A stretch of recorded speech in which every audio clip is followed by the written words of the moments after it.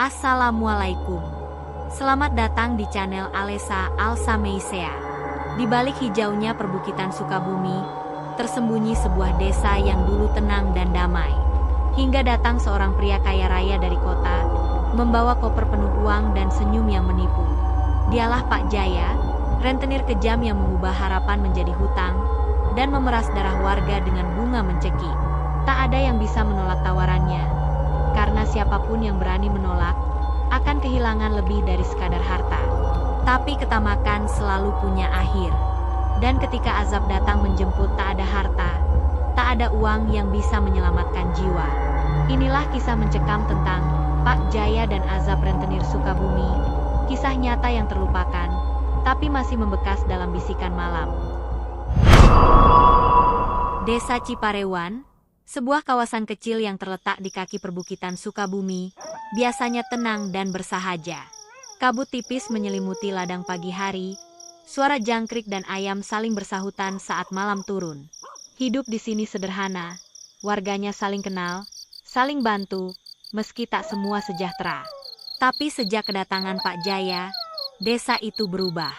Pria itu muncul pertama kali pada suatu siang gerah di akhir tahun. Ia datang dengan mobil Fortuner hitam mengilap, menembus jalan berbatu menuju tanah lapang di pinggir desa yang selama ini tak pernah laku dijual. Orang-orang hanya bisa menatap dari kejauhan, menebak-nebak siapa dia. Tak butuh lama, lahan itu disulap menjadi rumah besar 2 lantai, bercat putih gading, berpagar besi tinggi. Arsitekturnya modern, kontras dengan rumah-rumah kayu sederhana di sekitarnya. Di bagian depan rumah, terpasang plakat besi bertuliskan, Villa Ratna. Pak Jaya membawa serta istrinya yang jauh lebih muda, Bu Ratmi, serta seorang gadis remaja yang katanya anak tirinya, Anggi, kelas 2 SMA. Tak banyak yang tahu siapa mereka sebelumnya. Ada yang bilang Pak Jaya dulunya pengusaha dari Jakarta, ada yang bilang mantan kontraktor proyek jalan yang kena masalah. Yang jelas, uangnya banyak. Dan dari sanalah semua masalah dimulai. Suatu pagi di warung kopi milik Mang Karyo, para warga berkumpul seperti biasa. Tahu nggak, si Jaya itu sekarang jadi tempat orang pinjam duit. Gumam Pak Tisna, seorang petani yang duduk sambil menyeruput kopi hitam panas. Bunga katanya bisa sampai 30% sebulan. Sahut Bu Nani, pedagang tempe. Gila itu MAH lebih parah dari Bang Titil. Timpal Pak Karyo, melotot. Warga memang mulai tergiur dengan tawaran Pak Jaya. Ia memberi pinjaman cepat tanpa agunan, asal berani menanggung bunganya. Awalnya mulus, beberapa orang bisa membayar dan hidup terasa lebih lega. Tapi ketika angsuran mulai macet, sifat asli Pak Jaya muncul. Ia menyuruh orang-orang suruhan dari kota, berbadan besar, berjaket kulit, datang menagih. Mereka tak segan berdiri di depan rumah warga, berteriak, kadang menggebrak meja atau merampas barang. Warga ketakutan, tapi juga tak berani melawan. Pak Jaya sendiri jarang keluar rumah. Ia hanya muncul saat sore, duduk di kursi rotan di balkon rumahnya sambil merokok cerutu. Dari sana, ia memandang desa seperti raja memandangi kerajaan. Suatu hari, Pak Rawi, sesepuh desa berusia 70-an, datang mengetuk gerbang rumahnya. Assalamualaikum. Pak Jaya, panggilnya. Tak lama, seorang satpam membuka gerbang. Ada perlu apa, Pak? Tanya pria itu dingin. Saya ingin bicara baik-baik. Tentang apa yang Bapak lakukan ke warga desa ini, kata Pak Rawi, suaranya tenang tapi tegas. Tak sampai 5 menit, Pak Jaya sendiri keluar. Ia mengenakan kemeja sutra dan celana panjang hitam, perutnya buncit, wajahnya merah karena marah. Kalau mau ngutang, bilang aja. Jangan sok jadi juru moral di sini, ujarnya sinis. Saya tidak butuh uangmu, jawab Pak Rawi. Tapi ingatlah, orang yang menindas di tanah yang bukan miliknya, akan dipaksa pulang oleh yang menjaga tanah ini. Pak Jaya tertawa keras, lalu menunjuk ke arah pohon beringin di seberang jalan. Penjaga? Hantu? Jin? Bawa kemari kalau bisa, biar saya kasih pelajaran. Pak Rawi hanya menghela napas, lalu berjalan pergi. Di bawah sinar matahari yang mulai condong ke barat, Bayangan rumah megah Pak Jaya terlihat panjang dan mengancam, seperti cakar raksasa yang siap mencengkeram desa kecil itu. Dan sejak hari itu, awan kelabu mulai menggantung di langit Ciparewan, meski musim hujan belum tiba. Pagi itu, langit Ciparewan menggantung kelabu. Hujan gerimis turun perlahan, membasahi daun-daun pisang dan atap rumah Pak Tisna yang mulai lapuk. Di dapurnya, Bu Tisna sedang mengaduk bubur jagung dalam periuk tanah liat yang sudah retak di sisi bawah. Itu makanan terakhir mereka hari itu. Pak Tisna menatap langit dari ambang pintu. Bajunya kusam, kakinya telanjang, dan matanya redup. "Tis, gimana buat bayar SPP si Caca? Besok batasnya," tanya istrinya lirih, tanpa menoleh. "Aku mau ke rumah Pak Jaya siang ini, nyoba minjem 2 juta. Jawab Pak Tisna. Kata tetangga, cairnya cepat. Bu Tisna tak menjawab. Ia hanya menghela napas, dan suara sendok kayunya terdengar seperti detak pelan harapan yang semakin tipis. Siang harinya, Pak Tisna berdiri di depan pagar besi tinggi rumah Pak Jaya. Seorang satpam membukakan pintu dan menyuruhnya menunggu. Di dalam, ruangan bernuansa marmer putih, ber-AC, dan berbau wangi bunga artifisial menyambutnya. Pak Tisna merasa tak pantas duduk di sofa empuk itu. Tak lama, Pak Jaya turun dari tangga. Ia mengenakan baju batik mahal, berjalan pelan sambil menyeruput kopi dari cangkir kecil. "Langsung aja ya. Mau minjem berapa?" tanyanya tanpa basa-basi. 2 juta, Pak. Untuk bayar sekolah anak saya." "Oke. Bunganya 30% sebulan. Jadi akhir bulan kamu harus bayar 2.600.000. Kalau nggak bisa, bunga jalan terus." "Paham." Pak Tisna menelan ludah. Tangannya gemetar. Tapi bayangan wajah anak perempuannya, Caca, yang selalu semangat belajar, membuatnya mengangguk. "Saya paham, Pak. Insya Allah saya bayar." 2 bulan berlalu. Musim hujan datang, dan sawah Pak Tisna kebanjiran. Panen gagal. Ia hanya bisa membayar separuh cicilan. Minggu berikutnya, 2 orang lelaki asing, berjaket hitam dan bertato, datang ke rumahnya. "Mana duitnya?" bentak salah satunya. "Maaf, saya belum bisa lunas, Pak. Tapi saya janji." "Nggak ada janji. Minggu depan kalau belum lunas, sawah lu jadi jaminan." Anak Pak Tisna, Caca, menangis di pelukan ibunya. Tepat seminggu kemudian, sawah kecil Pak Tisna dirampas secara sepihak. Ada tanda besi bertuliskan, "Telah dimiliki Pak Jaya." Pak Tisna terduduk di pematang, menatap tanah yang selama ini ia garap sendiri. Periuk tanah liat di rumahnya akhirnya pecah juga suatu pagi.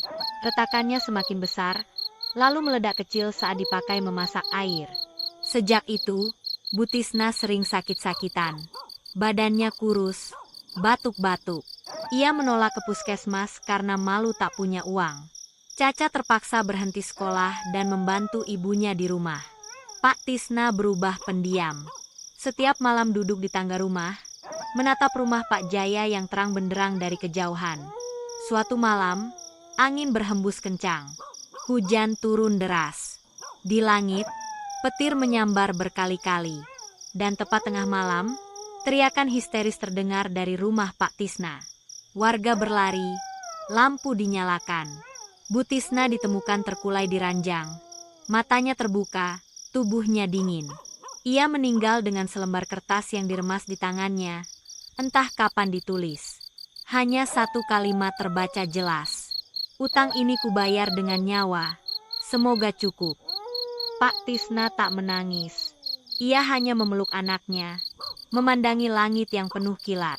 Di kejauhan, dari balkon atas rumahnya, Pak Jaya berdiri diam. Angin membuat ujung jubah tidurnya berkibar. Di balik kaca jendela, bayangan wanita tua berkerudung hitam berdiri menatap ke arahnya. Tapi ia mengira itu pantulan lampu. Malam itu, petir menyambar pohon mangga di halaman rumah Pak Jaya, membelah batangnya hingga gosong. Dan untuk pertama kalinya sejak rumah itu berdiri, listriknya padam. Tanah ini menyimpan banyak luka. Kau menanam dosa di atas ladang yang dulu penuh doa. Suara hati yang terdengar seperti desis angin malam. Di ujung barat desa Ciparewan, berdiri sebuah gubuk tua berdinding anyaman bambu, beratap seng karatan. Disitulah Bu Endang, janda berumur lebih dari 60 tahun, tinggal sendirian sejak suaminya wafat 6 tahun lalu. Ia tak punya anak. Setiap hari, ia berjualan gorengan keliling, tempe, tahu isi, pisang, dan singkong, dengan tampah kecil di kepalanya. Orang-orang menyayanginya. Ia dikenal ramah, rajin kelanggar, dan tak pernah mengeluh. Namun sejak warung miliknya ambruk digerus hujan deras, Bu Endang kehilangan mata pencaharian. Semua uang tabungan habis untuk berobat ketika ia sempat jatuh terpeleset saat menjajakan gorengan. Dalam putus asa, satu-satunya pintu yang ia ketuk adalah pintu rumah Pak Jaya. Sore itu, langit berwarna kelabu keunguan. Bu Endang berdiri di depan gerbang rumah besar itu, mengenakan kerudung lusuh dan membawa tas kecil berisi surat-surat rumahnya. "Saya hanya butuh 1 juta, Pak," katanya pelan, setelah duduk di ruang tamu. Pak Jaya menatapnya dengan mata malas. "Apa jaminannya?" Bu Endang mengeluarkan surat tanah atas nama almarhum suaminya.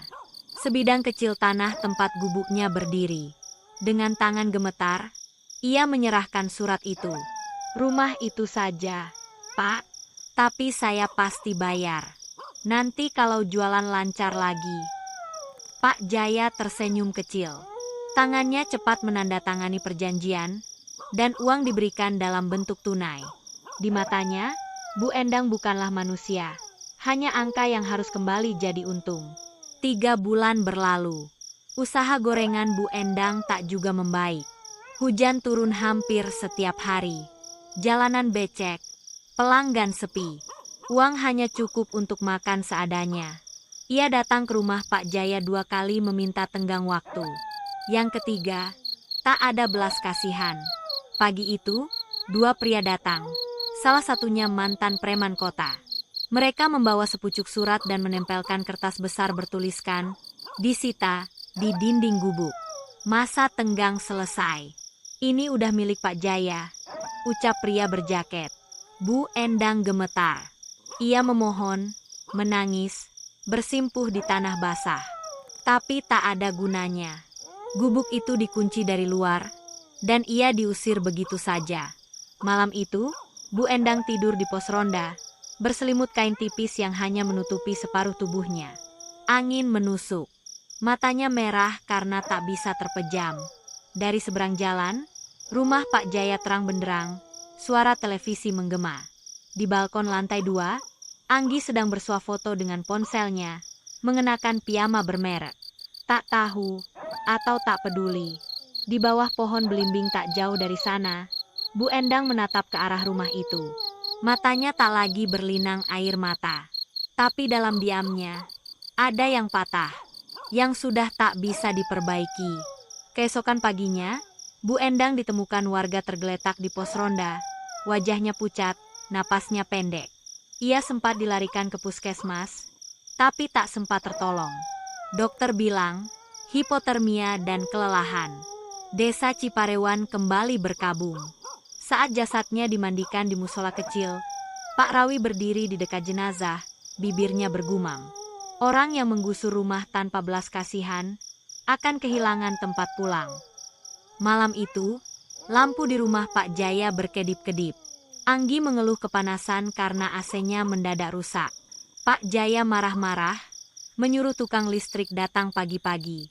Namun tengah malam, pintu lemari di kamar Anggi terbuka sendiri, dan dari dalamnya terdengar suara seperti gendang kecil ditabuh pelan, seperti ritme penjual gorengan. Anggi duduk di kasurnya, tubuhnya gemetar. Lalu ia melihat, di cermin, sosok perempuan tua berkain lusuh berdiri di belakangnya, membawa tampah kosong. Anggi menjerit keras. Bu Ratmi masuk ke kamar dan menyalakan semua lampu. Tak ada apa-apa, tapi tampah rotan basah ditemukan di bawah jendela. Pagi harinya, pohon belimbing di halaman rumah Pak Jaya rontok seluruh daunnya. Dalam semalam, Pak Jaya hanya mengangkat bahu. Baginya, Itu cuma kebetulan. Tapi tukang kebunnya, orang desa asli, memutuskan berhenti kerja. Saya nggak berani lagi tinggal di halaman ini, Pak. Sudah lain hawanya, katanya lirih sebelum pergi. Di langit Ciparewan, awan tak pernah lagi benar-benar cerah sejak hari itu. Dan di pos ronda, tempat Bu Endang menghembuskan napas terakhirnya, warga sering melihat bayangan duduk bersandar, membawa tampah kosong, menunggu seseorang yang berutang untuk membayar. Bu Harun adalah janda sepuh berusia 70-an yang tinggal bersama cucu perempuannya, Mira, anak dari putrinya yang meninggal saat melahirkan. Hidup mereka sangat sederhana. Bu Harun menjahit baju pesanan dari warga sekitar, kadang membantu merangkai bunga di acara hajatan. Mira masih SD, rajin, penurut, dan selalu menunggu neneknya pulang di beranda rumah. Suatu hari, Mira jatuh sakit. Badannya panas tinggi selama 3 hari berturut-turut. Dokter di puskesmas bilang harus dibawa ke rumah sakit kabupaten untuk perawatan lebih lanjut. Bu Harun panik. Tabungan tak cukup. Dengan berat hati, ia mendatangi rumah Pak Jaya, membawa gelang emas peninggalan suaminya. Sore itu, langit berwarna kelam. Gerimis menetes kecil. Bu Harun duduk di ruang tamu Pak Jaya, menggenggam gelang kecil yang sudah kusam. Saya butuh 3 juta, Pak. Mira sakit, harus dirawat, katanya lirih, matanya basah. Pak Jaya mengambil gelang itu, menimbang-nimbang. Ini cuma laku 500.000. Tapi saya akan cicil. Jahitan saya masih jalan. Tolonglah, Pak. Ya sudah. Tapi hutangnya tetap 3 juta. Bunga 25%. Kalau 3 minggu belum bayar, rumah nenek bakal saya ambil. Bu Harun terdiam. Tapi ia tak punya pilihan. Mira akhirnya dibawa ke rumah sakit. Tapi hanya 2 malam. Biaya perawatan sudah melampaui pinjaman. Bu Harun terpaksa membawa pulang cucunya. Walau masih demam tinggi, ia tetap menjahit, siang dan malam. Tapi tenaga tak lagi kuat. Umur dan kesedihan membuat tubuhnya lemah. Ia sering batuk dan kehilangan nafsu makan. Suatu malam, tepat 3 minggu setelah pinjaman itu, orang-orang suruhan Pak Jaya datang. Masa cicilan lewat. Surat rumah jadi milik Pak Jaya, kata pria berjaket, tanpa basa-basi. Tapi Mira masih sakit. Saya belum sempat kumpulkan semua uang. Itu urusan nenek. Pintu rumah dicopot. Surat dipasang. Tangisan Mira terdengar di kamar, lirih, seperti tercekik. 3 hari kemudian, Bu Harun ditemukan wafat di teras rumah Pak Jaya.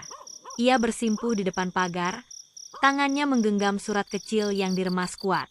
Di kertas itu, hanya tertulis 1 kalimat. Dosamu tak bisa dibayar dengan emas. Warga gempar. Polisi datang, tapi tak ditemukan tanda kekerasan. Jasad Bu Harun dingin, seperti tertidur. Tapi sorot matanya masih terbuka, memandang ke arah rumah megah yang mengabaikannya. Malam itu, Anggi kembali melihat sesuatu di jendela kamarnya. Kali ini bukan hanya bayangan, tapi sosok jelas. Seorang wanita tua, mengenakan kebaya kumal, berdiri dengan tatapan kosong. Bayar, nak, ucapnya pelan, hampir seperti bisikan dari balik kaca. Anggi berteriak, menangis histeris. Bu Ratmi berlari masuk dan memeluknya. Tapi saat melihat ke arah jendela, jejak tangan basah menempel dari luar, membentuk bekas jari jemari tua dan panjang. Keesokan harinya, Mira menghilang. Anak kecil itu ditemukan 2 hari kemudian, berjalan sendirian ke tengah sawah dengan mata kosong. Ia terus menggumam. Nenek bilang, rumah besar itu akan roboh. Karena batu batanya dibuat dari air mata. Setelah itu, Mira membisu. Tak pernah bicara lagi. Pak Jaya mulai merasa resah. Ia memanggil orang pintar dari kota untuk membersihkan rumahnya. Dibakar menyan, diberi jimat, dipasangi cermin di setiap sudut rumah. Tapi malam-malam tetap mencekam. AC mendadak menyala sendiri.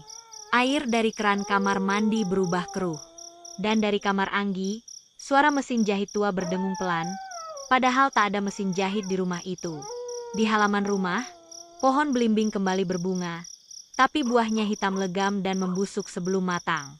Ini bukan buah untuk dimakan, tapi peringatan. Demikian kata Mang Eman, tukang kebun baru yang hanya tahan bekerja 3 hari sebelum mengundurkan diri. Pak Jaya masih belum peduli. Ia menganggap semua ini gangguan dari orang iri. Aku kaya, aku benar. Orang miskin cuma tahu mengeluh. Tapi dia tidak tahu, bayangan di jendela tak lagi berdiri diam. Ia kini masuk, berjalan perlahan ke dalam rumah, dan mulai memanggil nama-nama. Sudah hampir sebulan sejak kematian Bu Harun. Rumah besar milik Pak Jaya kini tak pernah benar-benar tenang. Ada yang berubah di udara. Hawa lembab dan bau anyir menyelimuti lorong-lorong rumah, padahal tidak ada kebocoran atau bangkai binatang seperti dugaan awal. Anggi tak lagi tidur sendiri. Setiap malam ia meracau dalam tidur, menyebut nama-nama yang bahkan tak dikenal keluarganya. Bu Endang, Caca, Bu Harun. Kadang ia terbangun sambil menjerit, menunjuk ke sudut kamar dan berkata, "Ada nenek itu lagi, dia bawa sesuatu." Aku dengar suara air dari mulutnya. Bu Ratmi semakin panik. Ia mencoba menyembunyikan kondisi Anggi dari Pak Jaya, yang tetap bersikeras bahwa semua ini hanya karena stres atau penyakit anak kota. Namun sesuatu yang lebih menyeramkan segera terjadi, bermula dari sumur tua di belakang rumah. Sumur itu sudah ada sejak sebelum rumah dibangun. Saat pembangunan, tukang-tukang sempat menyarankan menutupnya, tapi Pak Jaya berkata, "Tak usah repot. Biarkan saja. Anggap sebagai cadangan air." Sumur itu tertutup jeruji besi dan tak pernah digunakan. Tapi suatu malam, saat hujan turun deras, pembantu rumah tangga Pak Jaya, Mbak Nur, tidak kembali dari luar. Pagi harinya, ia ditemukan tewas tercebur di dalam sumur. Kepalanya menghantam batu dinding dalam. Tapi yang membuat semua orang merinding, air di dalam sumur berubah menjadi merah kehitaman, dan mayatnya ditemukan dalam posisi duduk. Kedua tangannya seperti bersedekap di dada. Wajahnya menengadah, matanya terbuka, dan tersenyum. Pak Jaya bungkam. Polisi datang, tapi tak bisa menyimpulkan apapun. Tak ada tanda kekerasan, tapi juga tak ada alasan logis kenapa Mbak Nur bisa sampai ke dalam sumur yang tertutup rapat. Sejak hari itu, air keran di rumah Pak Jaya mulai berubah. Bau amis, warnanya keruh, kadang keluar seperti lendir. Tukang ledeng dipanggil, tapi semuanya menyerah. Pipa dinyatakan bersih. Air PDAM desa lain tak mengalami masalah. Bu Ratmi mulai muntah setiap kali meminum air rumah itu. Bahkan air yang digunakan untuk mencuci muka membuat kulitnya gatal dan melepuh ringan. Anggi, setiap malam, semakin memburuk. Dia sekarang duduk di pinggir sumur. MA, bawa ember bolong, tangannya basah. Kadang ia bicara dengan seseorang di pojok kamar, lalu ketakutan sendiri. Pak Jaya akhirnya mendatangi Pak Rawi, sesepuh desa, yang sebelumnya pernah ia hina. Ia mengetuk pintu rumah kecil Pak Rawi dengan tangan gemetar. Wajahnya lebih tua dari usianya. Rambutnya mulai memutih. "Tolong, kalau ini soal gaib, saya minta bantuan," katanya pelan. Pak Rawi hanya menatapnya, lalu berkata, "Sumur itu bukan tempat biasa. Dahulu, perempuan tua yang tinggal di situ pernah mati diceburkan menantunya sendiri. Mayatnya tak pernah ditemukan. Orang sini menyebutnya Embok Segara, penjaga air, pelindung mereka yang haus kasih sayang. Dan kamu, Pak Jaya, telah memberi air pahit pada orang-orang Malang." Pak Jaya menunduk, tapi penyesalan datang terlambat. Malamnya, suara ember ditarik dari sumur terdengar dari arah belakang rumah. Namun saat dilihat, tak ada siapapun. Hanya tutup sumur yang sedikit terbuka dan tanah di sekitarnya basah seperti habis diguyur darah. Keesokan paginya, seorang tetangga yang melintas menemukan tulisan di dinding luar rumah Pak Jaya, seperti dicoret pakai air tanah. "Air yang kau beri telah berubah menjadi air mata." Anggi dilarikan ke kota untuk diruqyah. Tapi Ustaz yang menanganinya langsung menyerah di hari kedua. Anak ini bukan hanya kerasukan. Ia sedang dijadikan wadah. Rumahmu bukan rumah lagi. Bu Ratmi mulai berbicara sendiri. Ia duduk di dapur, menatap wastafel, lalu tersenyum. Bu Endang datang semalam. Dia bantu aku masak. Katanya, dia suka rumah ini sekarang. Pak Jaya mulai kehilangan kewarasan. Ia tidur di ruang tamu dengan lampu menyala penuh. Ia menyuruh para pembantunya berhenti, dan rumah itu menjadi gelap, sepi, dan pengap. Tak ada lagi tamu. Tak ada lagi kendaraan. Hanya suara air dari sumur yang tak pernah berhenti mengalir meski hujan tak turun. Air adalah saksi. Ia menyimpan semua cerita yang dirahasiakan manusia. Tapi saat ia meluap, rahasia akan naik ke permukaan. Catatan kecil dari Pak Rawi tertinggal di pintu pagar rumah Pak Jaya. Malam itu, langit Sukabumi tampak berat. Awan hitam bergelayut seperti selimut kematian yang siap menyelimuti siapapun yang durhaka. Rumah Pak Jaya sunyi, namun di balik tembok megahnya, suasana sedang genting. Bu Retno, istri Pak Jaya, duduk di kamar dengan tubuh menggigil. Sejak kematian mendadak Sita, putri sulung mereka, beberapa hari lalu, ia tak pernah tidur nyenyak. Sita ditemukan tergeletak di kamar mandi dengan mata melotot dan mulut menganga, seperti habis melihat sesuatu yang mengerikan. Sejak itu, suara tawa kecil anak-anak sering terdengar di lorong rumah. Cermin-cermin memantulkan bayangan yang tidak sesuai gerakan. Lampu menyala mati dengan sendirinya. Dan kini, malam ini, suara ketukan terdengar dari balik dinding kamar. Pak Jaya, yang tadinya tertidur di sofa ruang tamu, bangkit dengan marah. Siapa yang ngetok malam-malam begini? Ia membuka pintu kamar Bu Retno dan mendapati istrinya tengah memeluk lutut, menangis. Dia datang lagi. Mas anak kecil itu, wajahnya penuh darah. Dia bilang, utangnya belum lunas. Pak Jaya memejamkan mata. Suara tawa anak kecil terdengar lagi. Kali ini sangat dekat. Dari belakangnya, Pak Jaya. Ia menoleh cepat. Kosong. Tiba-tiba, lampu padam. Ruangan menjadi gelap gulita. Suara-suara mulai memenuhi udara. Jeritan orang yang ia kenal. Pak Tisna, Bu Harun, dan bahkan Sita. Semua memanggil namanya dengan nada penuh penderitaan. Keesokan paginya, warga desa gempar. Rumah Pak Jaya terbakar sebagian. Dinding belakang rumah menghitam, dan kamar mandi tempat Sita meninggal tampak seperti dilumuri jelaga. Tapi anehnya, tidak ada sumber api. Pak Jaya tak keluar rumah sejak itu. Ia seperti orang linglung. Duduk di beranda berjam-jam, menatap kosong ke arah kebun milik almarhum Pak Tisna yang dulu disitanya. Kadang mulutnya bergumam, aku tidak minta ini, aku cuma mau kaya saja. Warga menjauhinya. Anak-anak takut melewati depan rumahnya. Burung-burung tak lagi hinggap di pekarangan, dan anjing-anjing melolong jika mendekat. Rumah Pak Jaya kini seperti dihantui, bukan hanya oleh arwah para korban, tapi juga oleh dosa yang dikubur dalam diam. Suatu malam, Bu Retno menghilang. Kabar beredar, ia berjalan sendirian menuju hutan bambu di utara desa, lalu tak pernah kembali. Pak Jaya mencari kemana-mana, tapi yang ia temukan hanyalah sapu tangan Bu Retno yang tersangkut di dahan pohon.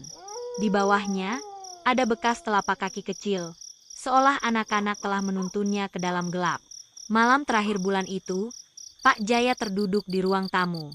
Ia membaca ulang catatan pinjaman warga, angka-angka, bunga, dan daftar penyitaan. Semuanya terasa seperti kutukan. Ia membakar catatan itu satu persatu. Tapi suara anak-anak itu masih terdengar. Lalu sebuah suara wanita tua menyusup ke telinganya. Uangmu tak bisa membayar nyawa. Pak Jaya menjerit, tapi tak ada yang mendengar. Besoknya, warga mendapati rumah itu terbuka lebar. Di ruang tamu, hanya ada kursi goyang yang terus bergoyang sendiri. Pak Jaya hilang. Tak ada jejak. Di dinding belakang rumah, ada tulisan arang besar-besar. Tumbal belum selesai. Beberapa hari setelah lenyapnya Pak Jaya, rumah besar yang dulu megah itu dibiarkan kosong.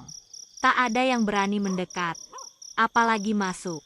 Bahkan suara jangkrik pun enggan terdengar jika malam tiba. Namun pada suatu pagi berkabut, warga digemparkan oleh penemuan yang mengejutkan. Di belakang rumah Pak Jaya, di bawah pohon mangga tua yang dulu ditanam almarhum Bu Harun, yang tanahnya disita karena utang, terlihat gundukan tanah yang tampak baru. Di atasnya, sebatang kayu berdiri dengan bekas ukiran aneh seperti simbol-simbol tak dikenal. Pak Lurah dan beberapa warga memberanikan diri menggali. Baru 1 meter dalamnya, sekop mereka membentur sesuatu, peti kayu tua berukir. Ketika dibuka, bukan jasad manusia yang mereka temukan, melainkan tumpukan surat perjanjian hutang lengkap dengan foto-foto para korban yang selama ini disebut menghilang. Pak Tisna, Bu Harun, bahkan satu keluarga kecil yang dulu rumahnya disita tanpa ampun. Di dasar peti, ada sehelai rambut panjang dan secari kertas kuno bertuliskan, yang menanam dengan darah, akan dipanen oleh bayangan. Desa mulai dilanda gangguan. 3 keluarga yang dulu pernah jadi tangan kanan Pak Jaya dalam urusan menyita harta warga, tiba-tiba mengalami kejadian serupa. Anak-anak mereka mengalami kerasukan. Salah satu anak berkata sambil menatap kosong ke arah ibunya. "Utangmu belum lunas, Ibu. Sita belum puas." Bu Lurah mengumpulkan warga untuk menggelar doa bersama dan selamatan massal. Mereka membaca Yasin di balai desa selama 7 malam berturut-turut. Namun suara tawa dan tangis anak-anak dari rumah Pak Jaya tetap terdengar tiap malam, seakan menembus dinding dunia. Pada malam ke-7, rumah itu terbakar. Api menjilat tinggi, tapi tanpa asap. Anehnya, api hanya membakar rumah itu. Rumah di kanan kirinya tak tersentuh. Dari antara kobaran api, beberapa warga bersaksi melihat sosok Pak Jaya berdiri diam, memegang koper penuh uang, sementara dari balik tirai jendela yang bergoyang, tampak sesosok kecil, Sita, melambai perlahan, dengan senyum tipis yang lebih mirip luka. Saat api padam keesokan paginya, yang tersisa hanya puing-puing dan peti kayu yang utuh, tidak terbakar sama sekali. Tak ada jasad, tak ada koper, hanya sepi dan aroma arang.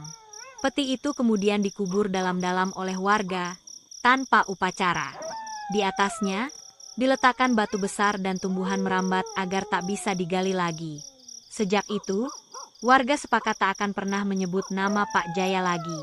Tahun demi tahun berlalu. Desa itu kini tentram. Tapi di pojok balai desa, masih tergantung foto-foto korban rentenir yang dulu disita hartanya, sebagai pengingat agar tak ada lagi keserakahan di atas penderitaan orang lain. Dan setiap malam Jumat Kliwon, masih ada anak kecil yang bermain di halaman puing rumah Pak Jaya.